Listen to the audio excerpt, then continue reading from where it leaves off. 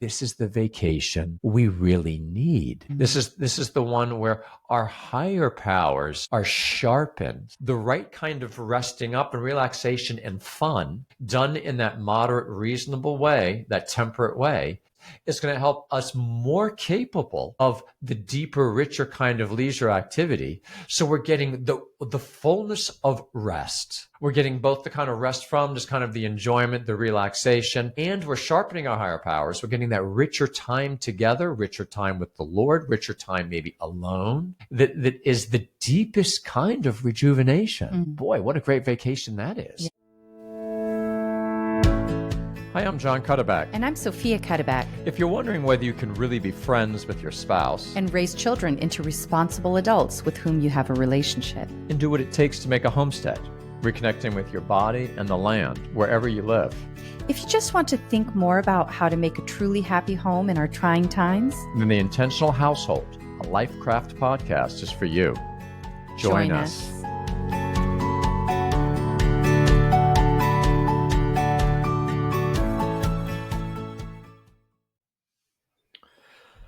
Thank you for joining us. Always good to be with my wife, Sofia.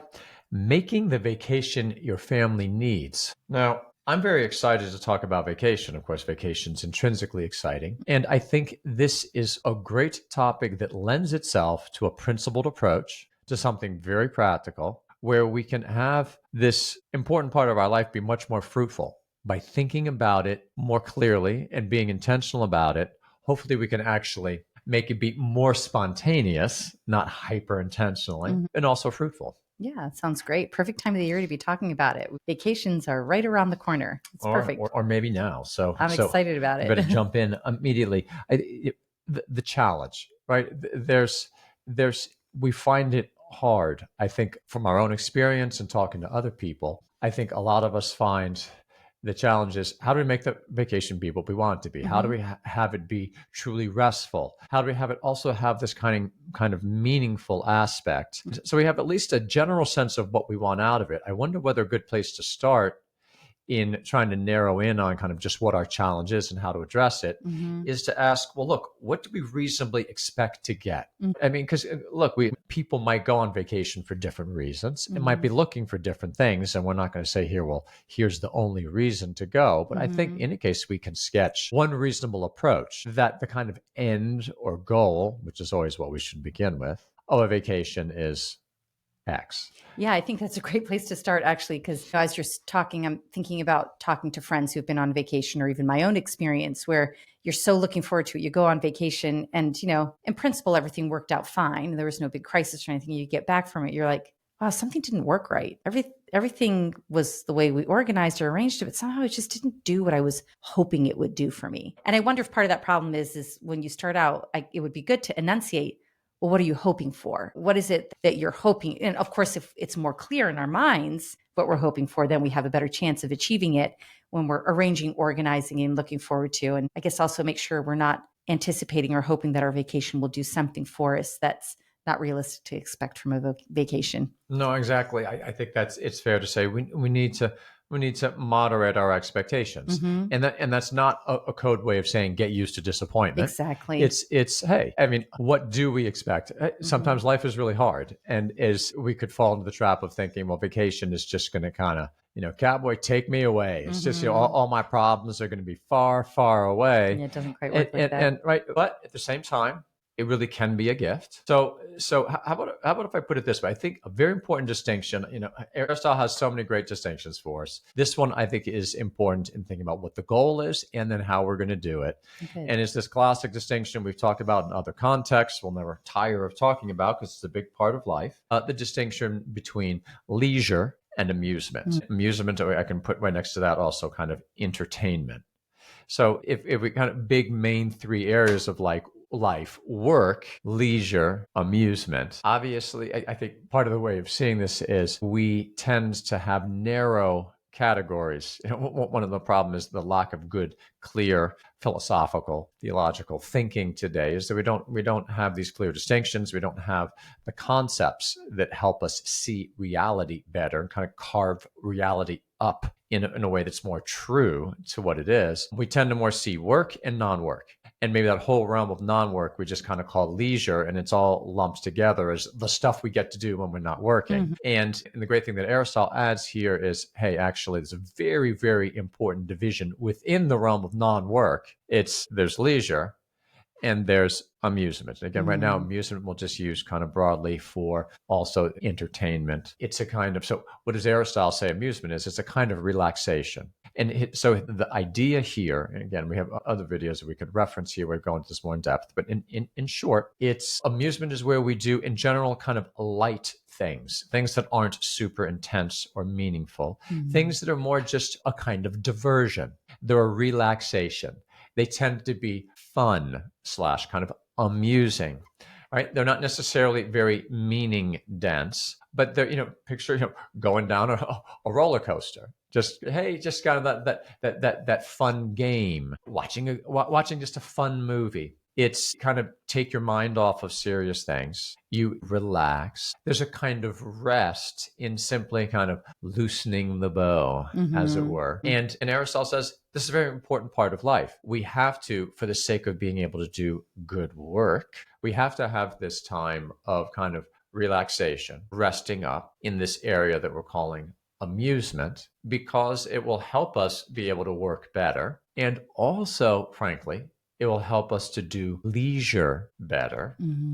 Because leisure also is non-work, but leisure is much more kind of meaning dense activity. The normal way that Aristotle refers to leisure is activity that has its meaning in itself. And so it tends to have this very contemplative aspect. There's this kind of richness of savoring and resting in the deeper aspects of reality. Yeah, even in your saying that, I can see that kind of activity would definitely cause a certain kind of replenishing, which is kind of what we're looking for in a vacation, is not just a going away, but a kind of a replenishing. Okay, but absolutely. But let's make an important distinction there. Here's the thing. Both leisure and amusement can have a replenishing aspect, but a key mistake we need to avoid is, I think, the very gung-ho person on hearing this distinction might say something like this.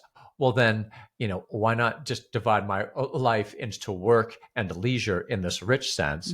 Who needs this kind of lower amusement stuff? I'll get replenished by doing this very deep, rich activity, this deeper kind of leisure. And I think realistically, well, that's understandable. We have to see there's a different kind of replenishing that goes on both in one kind, in amusement, relaxation, having fun, going down the roller coaster, watching that fun movie, taking your mind off of things, letting your hair down. And on the other hand, that reading scripture together, reading that great essay or piece of literature where we're reflecting on this together. This is a kind of leisure activity. It's not work. It's very replenishing, but it's replenishing in a different way. Both kinds of replenishing are key. Does that sound reasonable? Yeah, it does. That's awesome. That's great. So we want to, when we are looking for a vacation that is really replenishing, we want to include both leisure and amusement. I think that's going to be, I think, the biggest practical takeaway. Once we kind of see that distinction, and we can get down the weeds and talk about, okay, different aspects. Obviously, it's going to be personalized and crafted our own way, but staying at the level of what is the end, what is the goal, what are we hoping to do? How about if we have a sense of this? We want our vacation to be a special time. And here, we're not talking about the individual vacation. I mean, there's a place for that. But I mean, we're really more talking about the kind of the family vacation, or, we're with friends, that kind of community, small community or close community household vacation. Certainly a key part of it is going to be deepening connections with those people. And that can be done through each of these kinds of kind of resting together. We're going to go away to kind of be off from work together, which means we're going to take a kind of rest together. But then each of these kinds of rest, one way that we've referred to before, that the great philosopher Joseph Pieper refers to two kinds of rest, kind of resting in something versus resting from work. So amusement is more in the zone of, hey, we're resting from. It can be kind of light, airy, as it were, not super deep and rich. Resting in really kind of has that more of the sense of, okay, we're going to something very meaningful together. So Vacation should be a time of rest, and in both of those, in a reasonable proportion and harmony, which here we can talk about. But to some extent, we just kind of need to rest up in the sense of rest from. Yeah. Do some fun things together, because of course those can be uniquely bonding. Yeah. Just doing really fun things together, but it's also uniquely bonding to go into that kind of deeper richness of leisure together.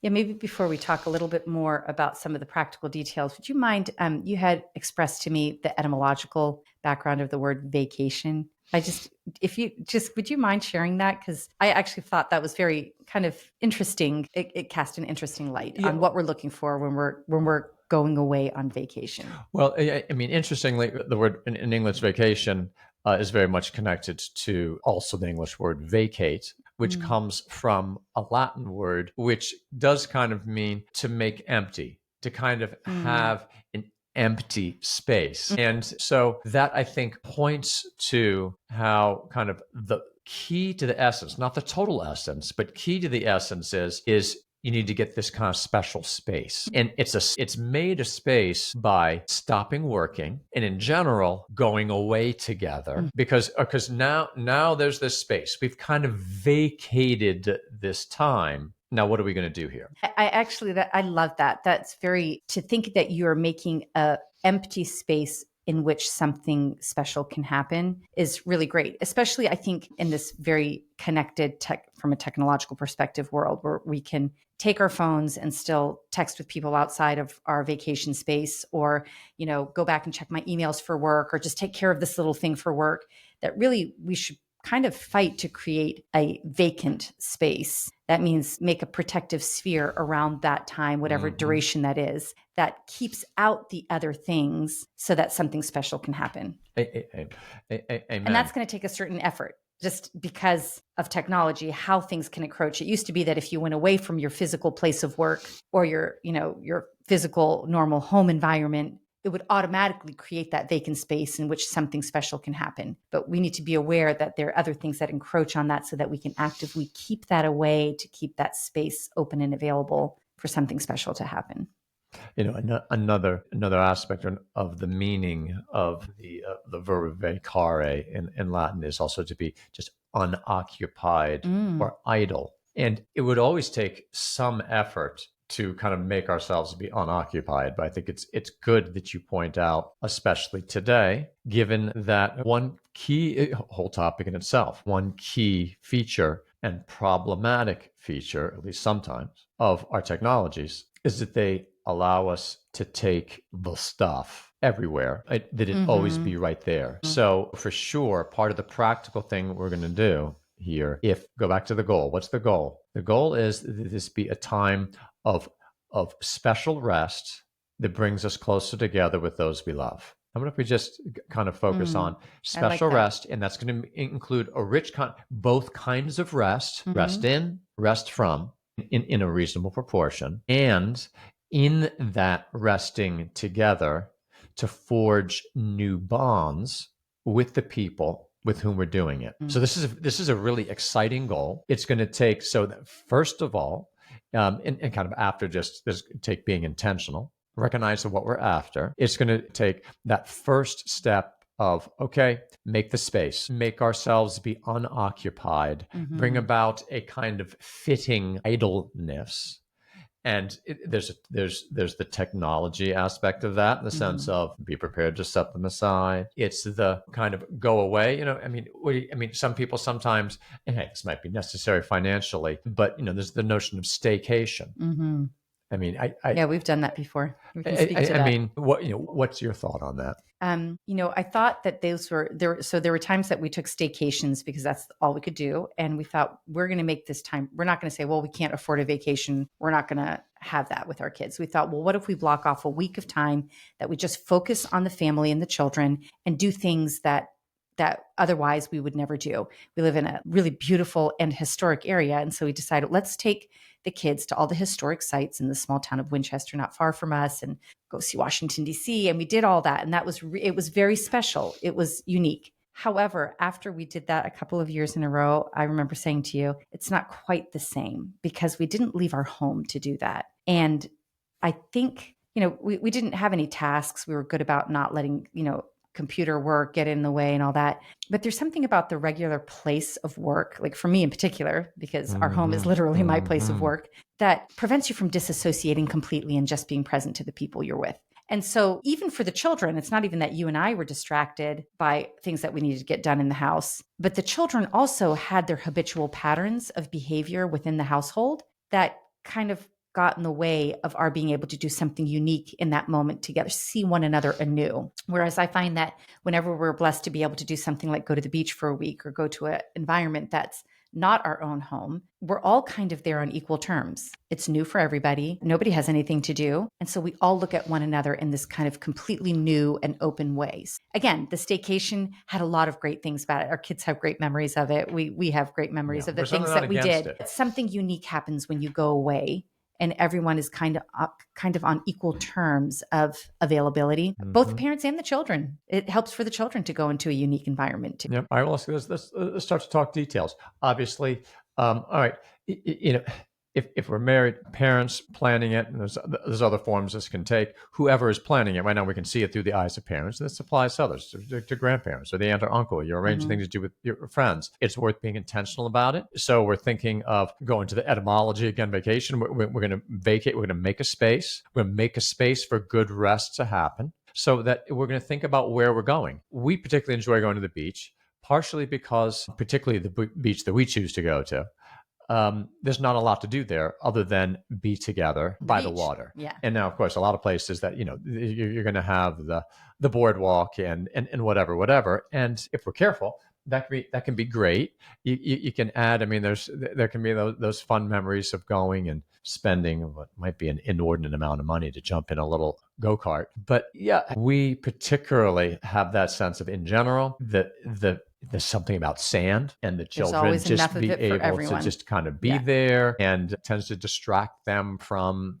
whatever the other things are that would have been their distractions. It kind of puts us there together. This obviously, it could be in nature in general, beautiful natural context, but it could be a beautiful architectural, cultural context too, right? You could go and do this in Florence, although the thing that going in, or some there might be who's going to go on a family vacation in Florence, but well, I mean, maybe in a special occasion. Point being here, there can be that more cultural outing where we're going to try to have these experiences. We're going to go to these beautiful churches. We're going to learn about history. That can be very fitting and that can be very enjoyable. So again, how are you going to seek your kind of rest? That rich rest is going to bring people together. That can actually be one form. Our experience and a lot of the people that we talk to, I think the more classic version of the family vacation is something that's more beautiful nature, where it's not super demanding. Okay, well, now we have to go see this great architectural thing. Right? We're going to go, we're going to spend a few days,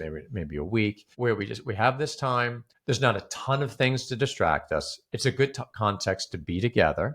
And then we start to look for that mix of the two kinds of rest. But do you have anything on the kind of more choosing where to go level? Well, I wonder if a kind of a practical direction would be, what are the things that your family in particular needs rest from? So I think that if you kind of make a list of the things that kind of tend to turn your face away from the family center or tend to exhaust you, that you would try to look for a place of vacation that particularly is an antidote to those things. So, of course, we talked about technology. If technology is part of the father's work, to try to be aware of that and try to create a space where that's not really present. And another thing is, I think of from the mom's perspective, I just remember at times, sometimes, especially when the children were kind of in that middle age range where there's just a lot of them that are pretty small. In a certain sense, your work goes with you wherever you go, because you're still feeding, you're still cleaning, you're still clothing, you're still, dealing with behavior, et cetera. So in a certain sense, there's never really completely going away. But if cooking and dishes and things like that are part of what exhausts you, then I would say put it on your list. How can we alleviate that? As spouses, you should maybe talk together about, be honest about what are the things that wear you out and are exhausting you that you need a break from. And this could be both ways. Maybe you could share some things that a dad would experience, but, having talked about it together, then maybe you make a plan of, part of our vacation budget will include, 2 nights of being able to order in, or we eat on real china at home, like meaning dishes, glass dishes every day at home. When we're on vacation, we're just going to use paper plates so that it reduces the labor of washing or something like that. I think they're kind of very specific. I think it helps to ask yourself, what are the things that specifically exhaust me? And how can we pick a vacation or orchestrate our vacation that will address some of those needs? For us, I mean, the beach has really been great because, again, as a mom, I find that there's always enough sand for everybody. No one's fighting over the sand. There's plenty for everyone. There's always enough water for everyone. Somehow, our children don't seem to fight at the beach. And so I'm like, oh, okay, that's a big break. You're not. Or not as much anyway. Yes. I mean, it makes, obviously, there are always altercations everywhere, but in general, it's kind of amazing. Yeah. You can walk out there in the morning and you can come back in the evening, and somehow you've just spent hours together, conversation, building something with the little children, going for a walk, reading a book. I mean, it's just, for us, it really ends up being something that meets a lot of our needs. Can we talk about the work aspect? Because I do think, especially, look, our now we're moving into the grandchildren at the beach situation, which is interesting because to some extent we kind of used to think, wow, when the children are kind of grown up, what it would be like to actually be able to have a little bit more rest from than we were really able to get when the children are young. And then you're blessed with grandchildren. You realize, there's, in certain ways, heaven's going to be the great vacation, and no vacation here is going to be perfect. But I think for parents with young children, there is an aspect here, and this is a balance, but I think there is an aspect of, we make it be first of all about the children in giving them a beautiful experience. I think it's fitting to say, from most husbands I know who would say, my wife works harder than I do, or in any case, it's her work tends to be maybe not harder, but it can be more relentless, and in certain ways, not so often obviously fulfilling. Can often be a little bit more of a drudgery. And I think it's fitting for a husband to, again, in communication with wife, but to think about, even if I don't get much of a rest, can I make this be a rest for her? Bearing in mind that kind of big picture of how it, particularly for kind of the homemaker. And again, we're very much in that husband and wife should be in that very much together, but there is an aspect where homemaking, as beautiful as it is, in those kind of daily demands, tends to fall more on the woman. And that especially to make sure that is alleviated, and to get her a special rest there, even if I, the husband, don't get the rest I so much would have wanted, to have an attitude of, but by golly, we're gonna get a special time of rich rest. We come closer together with our loved ones, and that we can make this especially happen for my spouse. I think, again, it's important. You don't want to be so, as it were, selfless that we don't get a certain rest ourselves that we need. That is part of our being able to maintain ourselves, right? We all are going to seek as much rejuvenation as we reasonably can. Let's moderate our expectations. Let's make reasonable plans within our means that we can to order in, to get someone else to do the cleaning, et cetera. But to kind of have that other centered, but do our best at the same time to get at least some reasonable rest ourselves. I don't know. How's that sound? I think that's great. And I would just say that in order to make that plan work, it requires communication between the spouses. So it's not just about the husband saying, okay, I'm going to just make this as good a vacation for my wife as possible. I'm just going to do all this stuff. Well, why don't you talk about it? And what are the things that I can do that will help you feel like you're getting a rest? And these are some things that would be great if you could help me to achieve or get a rest, right? So it's the burden is not really on any one or the other, but the most beautiful rest will be when it's through communication that you seek what is most restful for you. And if that's in that conversation, you are able to come to an understanding, which will be very unique and individual, depending on the personalities of the couple and their work environment that they're resting from, et cetera, et cetera. So I think, again, underscoring, as we often do, that it's an invitation to communication, and it works best if we can be open and honest about the things we need, and also about saying, what can I do for you? That's it. Once again, great point. Once again, here's something that we craft together. Crafting a vacation is part of crafting the good life of the household. And just yet another occasion, if we're married, to come closer to our spouse in thinking about something in terms of key principles. There really is a beautiful part of life Let's get more in the weeds about those two kinds of rest. I'm going to read a couple of quotations. I found this where someone had gathered quotations from various popes on vacation. And I knew, I looked it up because I knew St. John Paul II had said some beautiful things. But it's interesting what I note in these quotations is every one of them has this dual aspect, that they're not highlighting this dual aspect. They're bringing out both aspects of the rest. So, for instance, here was John Paul II. Holidays and vacations can help to balance activity with contemplation, haste with more natural rhythms, noise with the heralding silence of peace. So clearly there, he's sounding the note of kind of a contemplative aspect, an almost kind of religious silence, which is not easy, right? But clearly part of going away is not just kind of, woo, and have a bunch of fun, but it's also looking for this kind of deeper, richer kind of silence. Here's one from Pope Benedict. Every good Christian knows that vacation is the time to rest the body, but also to nurture the spirit through more time for prayer and meditation, to grow in one's personal relationship with Christ and follow his teachings ever more closely. That's a pretty high bar. And I think, I mean, is this like nerding out, like hyper pious? Oh my gosh, I mean, so it has to be like a retreat? I don't think his point is that there's certainly a distinction between a religious retreat and a family vacation, but that there be this richer aspect. This goes back to what Aristotle called leisure, which as Christians is particularly this more contemplative, worshipful communion with the Lord in his word, kind of an interior life, which is deeply rejuvenating. And it takes a certain space, right? Of course, we have to make space in every day for that. But if we've taken space, just say whatever it is, long weekend or a week, now we can up that ante. And here I think it's really appropriate to recognize this.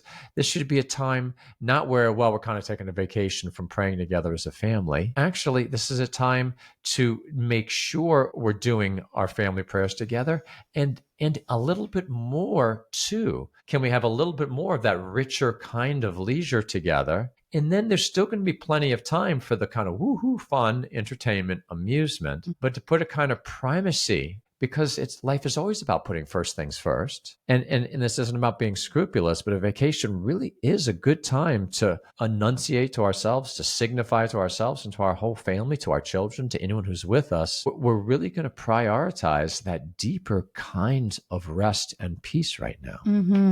Yeah, and actually, I think that's such a great point. And as you're speaking, I'm thinking back on our experiences where, we were very eager to meet the children's need for, entertainment and doing something fun, something special that we wouldn't normally do in our regular everyday life. And if we got too far away from, having the contemplative aspect, I kind of feel like the children in particular were the first ones to feel it. And you could kind of see it on their behavior, not that they would enunciate it, but that the entertainment and the amusement had kind of turned a little bit sour, or kind of a dissipation seems to come around. And that in those vacation times where we've had a better balance between, richer contemplative exercises along with, the special thing that we don't normally do, that we only do on vacation, that's super fun. We do the special treat or whatever. Those times keep their own richness if there's also the contemplative aspect, that when we've kind of failed in keeping that balance well, then even the good that the entertainment offers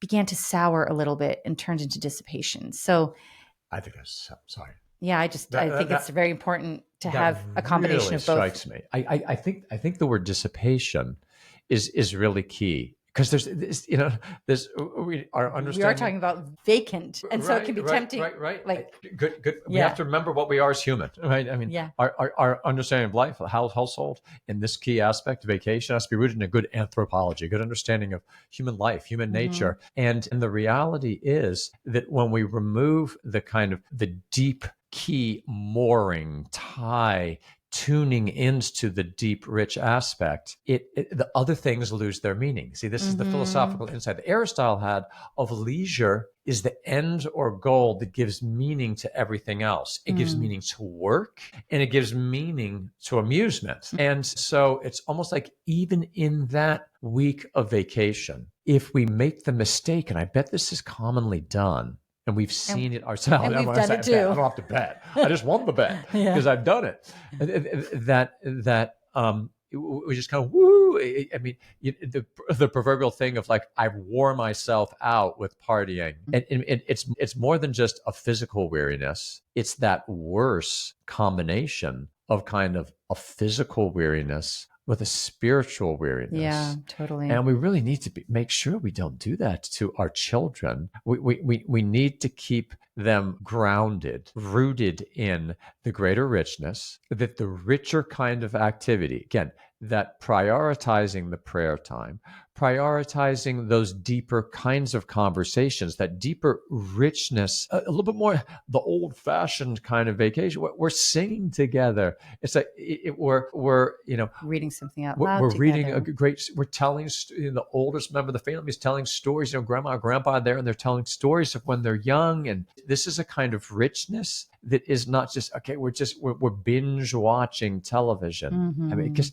balance here is so key. Yeah. It is really fun to be able to just woohoo. Okay, we're just gonna watch a 3-hour movie or something. Fine, we don't have anything to worry about. Absolutely, but we will see when you kind of go over that bound. And it goes with the eating too. I mean, there's just another example. It's a time for some fun eating.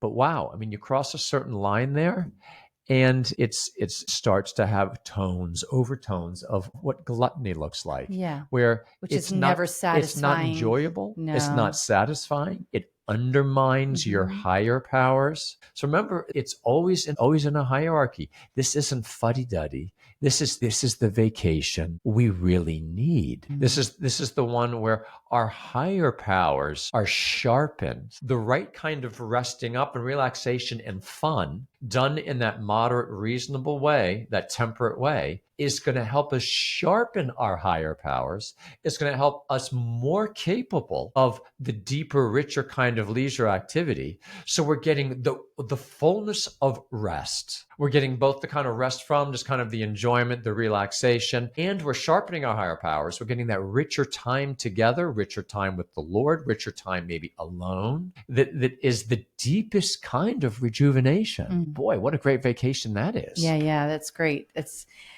while you're describing that, it just something dawned on me, and I thought, I think that this is important to say this, that we can't think of our vacation as a time where we do the human thing and we're getting away from what kind of is demanded of us in the rest of the year. And we kind of live a certain way. And then all of a sudden we get to our vacation. We're like, now we're going to, read books out loud together. And now we're going to enjoy talking about the Lord. And now we're going to sing songs. It's going to be very unpalatable, primarily to your children, but also to you. It will be exhausting to do that if it's completely and radically different from what you do for the rest of the year. So in a certain sense, it's like in order for our vacation to be kind of what it really needs to be or ought to be, we actually have to make an effort that the rest of our work during the rest of the times of the year actually has some of those characteristics in it as well. I mean, of course, if that's what's most restful and rejuvenating in vacation, it's because it's supporting and growing that which is most human in us. And so, of course, our goal should be that we always live humanly,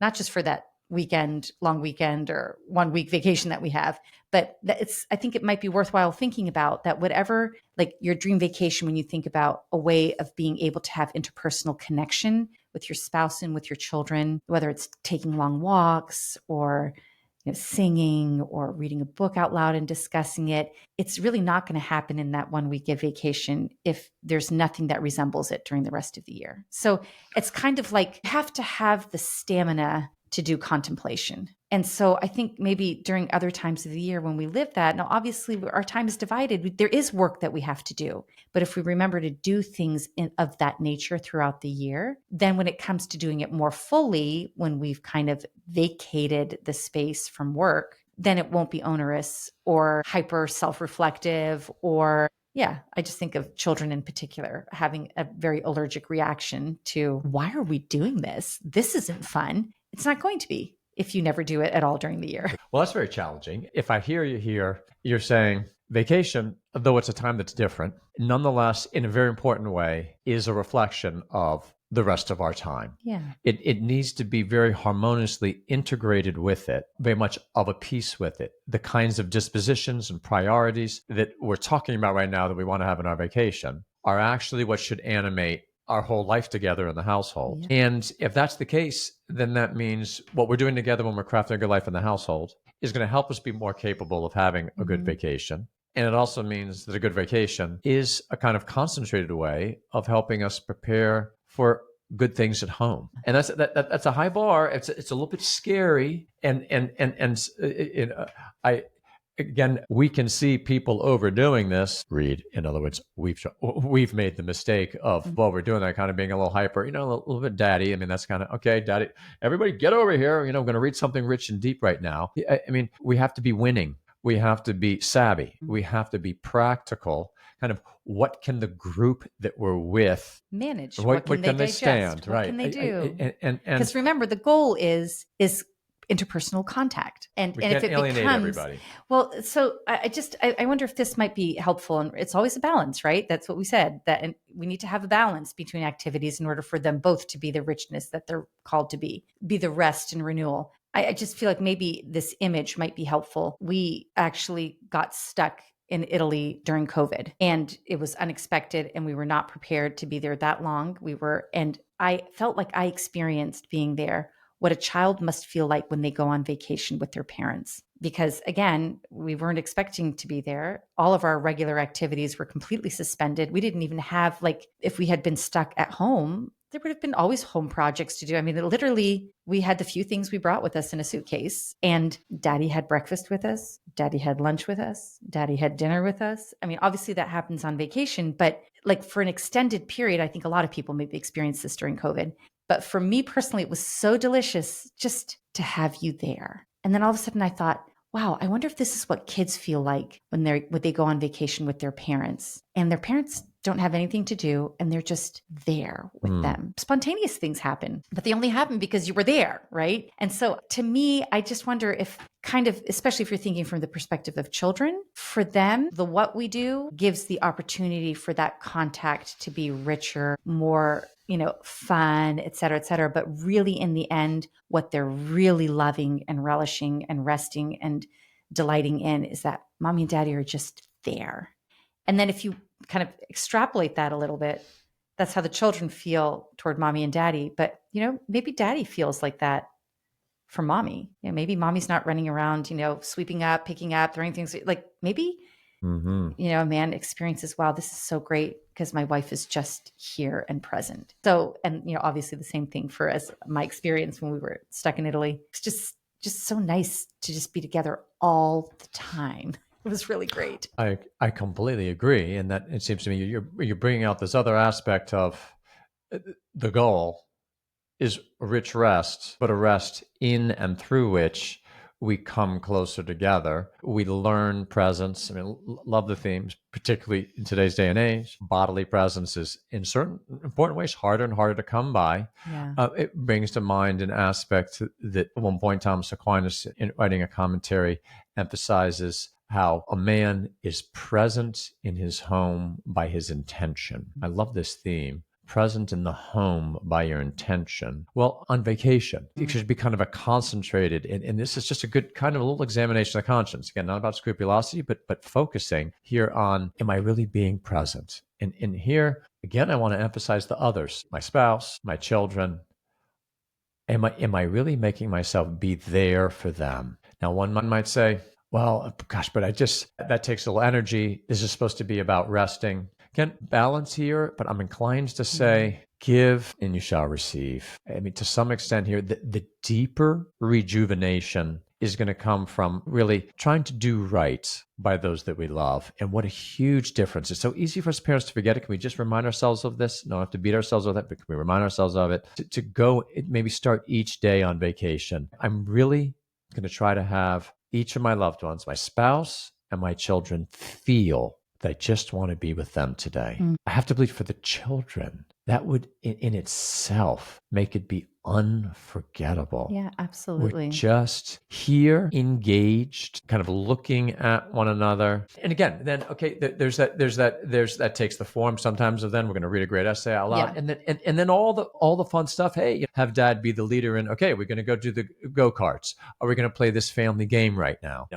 Whatever fun things we're going to do. It's very much about presence. Mm-hmm. Yeah, because it strikes me that sometimes through good intention, I know I've done this before, in trying to orchestrate, arrange, and do the good thing, it's a little bit of a way of my being able to avoid being present. Like if you're not habituated to practicing presence, that sometimes, we can end up hiding behind the doing of a good thing as a kind of substitute for being present. So we have to be careful of that I need too. to think about that. That obviously you're orchestrating it for the sake of the people you love. It's not like you have some ulterior motive for orchestrating it, but there's a way in which doing can sometimes get in the way of being. And so I like that idea of saying, when you get up in the morning, you say, how can I be most present? And then there are all these things we're going to arrange and do and make sure that they happen. But you remember that your goal is to be present, and that all these other things are means in which allow us to be present together and to not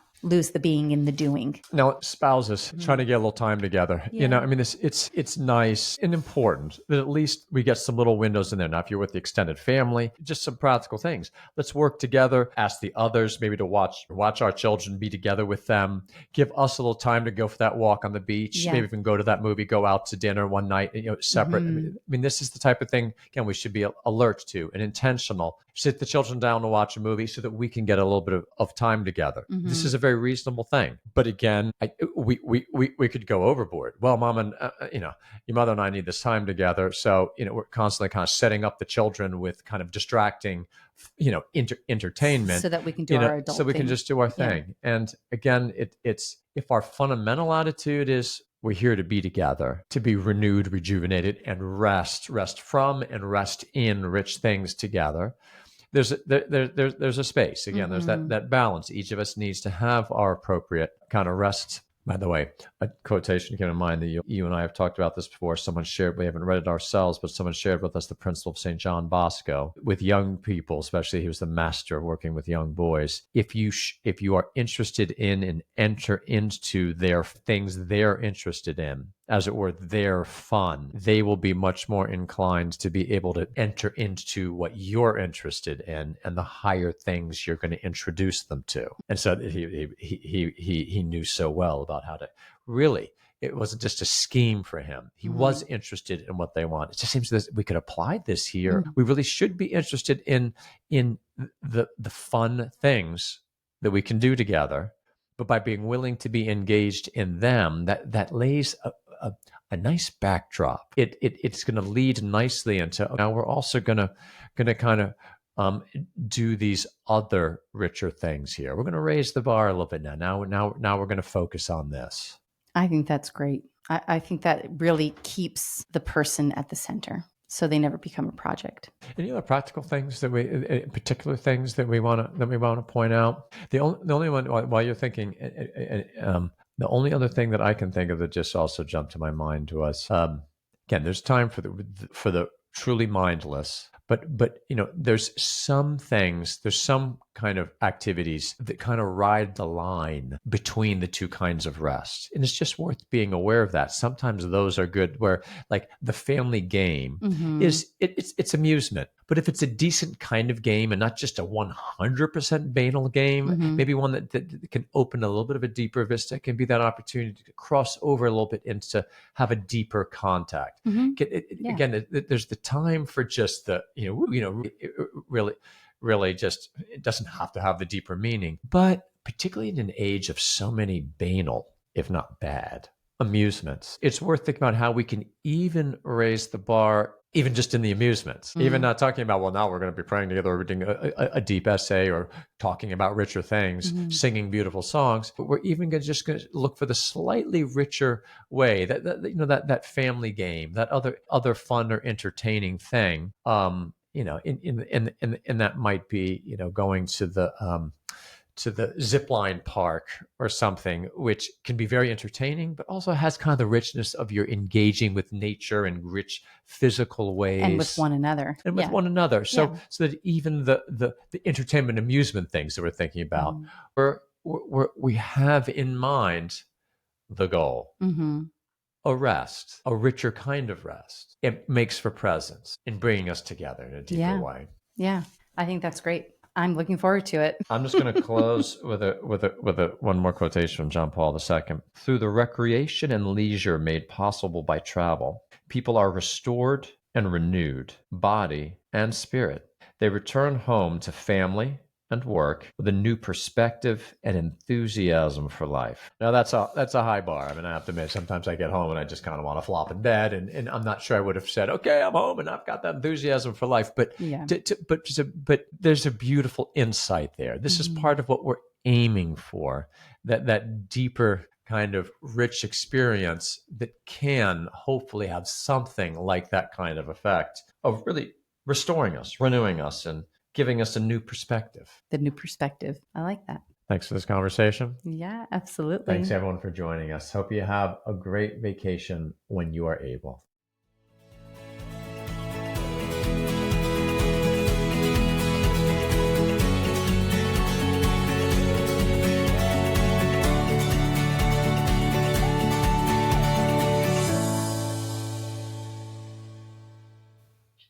Thanks for tuning in this episode of The Intentional Household.